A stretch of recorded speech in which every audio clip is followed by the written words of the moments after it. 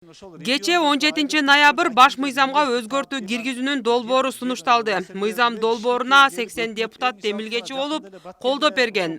Баш мыйзамдын төмөндөгү багыттарына өзгөртүүлөр киргизилген. Элдик курултай түзүлөт. Ал жогорку кеңешти көзөмөлдөп, президентке башчыйт. Өкмөттү түзүү жана анын иши үчүн жоопкерчилик мамлекет башчысына жүктөлөт. Депутаттардын саны 90-го кыскарат. Президент мамлекеттин башчысы болуп саналат жана Кыргыз Республикасынын аткаруу бийлигин жетектейт. Ал мамлекеттин ички, тышкы саясатынын негизги багыттарын аныктайт жана 5 жылга шайланат. Бирок 2 мөөнөттөн ашык эмес. Буга чейин премьер-министр Садыр Жапаров президенттин милдетин аткарып турган кезде жер-жерлерде эл менен жолугушууларды өткөргөн. Мына ошондо ал башынан эле баш мыйзамга өзгөртүү киргизүү ниети бар экендигин айткан эле. Мына бийликти узурпация кылып атат, анан Түркменстан болгон атат, конституцияны жабык эшик артында даярдап атышат деп.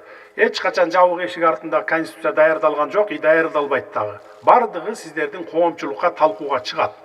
10-15 күндүн ичинде даяр болсо, биз сиздерге конституциялык кеңешмеге же жогорку кеңештин палатасына алып чыгабыз. Азыркы тапта сунушталган долбоор коомчулуктун назарына коюлуп, кызуу талкууланып баштады.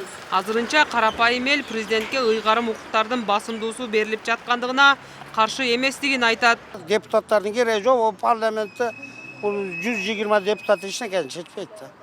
Жакшы президент неме кылып, президент башкарыш керек да бардыгын. Эми биз азыр эл бардыгына Садыр Жапаровго ишенип атат. Эми ол деле Бакиев, Акаевдей болсо эле президент башкаруу жакшы өзүчө. Парламенттер көйгөн иш бүтпөйт. Көрдүң парламенттер неме иш кылды, иш кылган жок бир дагы. 120 депутат неме иш кылды, бир дагы иш бүтүргөн жок. Кыскасы көпчүлүктүн эмеси жакшы болбойт. Президент башкарууга мен кошулам. Бирок укук таануучулар, жарандык активисттер конституцияга өзгөртүү киргизүүнүн кажети жок деп эсептейт. Алардын пикиринде азыркы бийлик өзүнө ыңгайлуу шарт түзүү максаты менен гана ушул кадамга барып жатат. Буга далил жаңыланган баш мыйзамда президент 5 жылдык мөөнөт менен 2 ирет шайлана алат дегени болууда. Биз эгерде эсиңиздерде болсо, президентке 2010 жылы бир эле срок бергенбиз, 6 жыл, андан кийин бир эле мөөнөт бергенбиз. Ал эми жаңы конституция боюнча 2 мөөнөткө 5 жылдан берип атат да, 10 жыл. То есть бир президент келсе, 5 жылдан кийин кайтып шайлоодон өтүп келе берсе болот деген норма киргизилген. Бул деген туура эмес. Биз, например, карама каршыбыз. Бүгүн жаңыланган баш мыйзамга демилгечи катары айрым депутаттар демилгечи топто болбогондугун айтып чыгышты. Алардын бири Эмил Токтошов социалдык тармактарда видео кайрылуу жасап, бул мыйзам долбоорун иштеп чыгууда катышпагандыгын ачыктады. Ушул долбоорго автор болуп калганымды мен кечинде соцсеттерден окудум.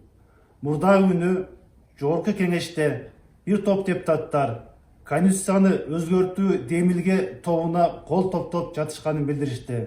Мен парламентаризмде жактоочу катары ушул процесске катышуу ниетинде кол коюп бергенмин.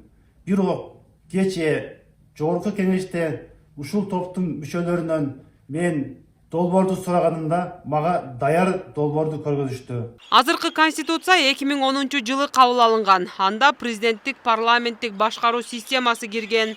Ошол убакта демилгечилер президенттик башкаруу өзүн актабастыгын, бийликти колго алган мамлекет башчы жеке басар бийлигин орнотот деп түшүндүргөн. Самара Парпиева, Алтымышжан Темир уулу, ТМЖ жаңылыктары.